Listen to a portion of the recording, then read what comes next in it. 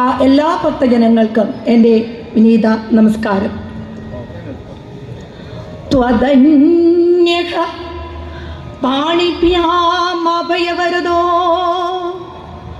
ദൈവദഗണഃ തുമേകാ നൈവാസി പ്രകടിതവരാത്യഭിനയാ ഭയാത് ത്രാതും ധാതുമൽ ഫലമജിപ വാഞ്ചാസമധികം ശരണ്യേ ലോകാനാം തവ he ചരണാവേവ നിപുണൗ.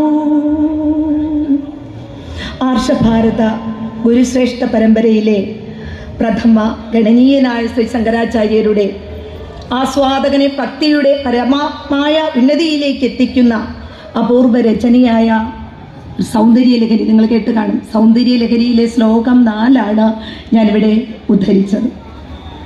അപ്പോൾ നമുക്കറിയാം, നിങ്ങളെല്ലാവരും ഓരോ ആഗ്രഹങ്ങൾ മനസ്സിലുണ്ടല്ലേ, എല്ലാ തരത്തിലുള്ളത്.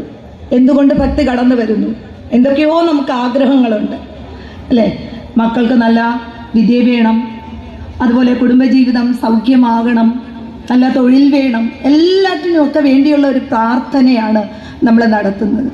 അതുപോലെ ഈ സൗന്ദര്യലഹരി എന്ന് പറയുന്ന എല്ലാവർക്കും അത് ഉപയോഗിക്കാം. കാരണം അതിനകത്തുള്ള ശ്ലോകങ്ങളൊക്കെ തന്നെ പ്രധാനപ്പെട്ട ശ്ലോകങ്ങളൊക്കെ ഞാൻ പറയാം. ഇതൊക്കെ നിങ്ങൾക്ക് സന്ധ്യയ്ക്ക് വിളക്ക് കത്തിച്ച് വയ്ക്കുന്ന സമയത്ത് മക്കളോടൊപ്പം ഇരുന്ന് ആ ഒരു പാത്രത്തിൽ അരിയെടുത്ത് അതിൽ വിളക്ക് കത്തിച്ച് ഈ ശ്ലോകങ്ങൾ നിങ്ങൾ ഉരുവിടുകയാണെങ്കിൽ തീർച്ചയായും നിങ്ങൾ ആഗ്രഹിക്കുന്നതൊക്കെ നടക്കും. എന്ന് വെച്ചാൽ നമ്മുടെയൊക്കെ ഉള്ളിൻ്റെ ഉള്ളിൽ എന്തിനായി ക്ഷേത്രത്തിൽ വരുന്നതെന്നൊക്കെ അറിയാം. സാറൊക്കെ ആധ്യാത്മിക പ്രഭാഷകനാണ്, ഒത്തിരി കാര്യങ്ങൾ കുറച്ച് പറഞ്ഞു തന്നു, ഇനി എത്രയോ കിടക്കുന്നു. അപ്പോൾ നമ്മുടെ ഉള്ളിൻ്റെ ഉള്ളിലുള്ള ആ ഒരു ചൈതന്യത്തെ മുന്നിലേക്ക് കൊണ്ടുവന്ന് അതിനെ ഒന്ന് പ്രവഹിപ്പിക്കുക അല്ലേ. അത്തരത്തിൽ അതാണ് ആ ഒരു ആത്മീയ ചൈതന്യം ഇവിടെയൊക്കെ നിറയുന്നു. ഉത്സവങ്ങളും ആഘോഷങ്ങളും ഒക്കെ തരുന്നത് അത്തരത്തിലുള്ളതാണ്.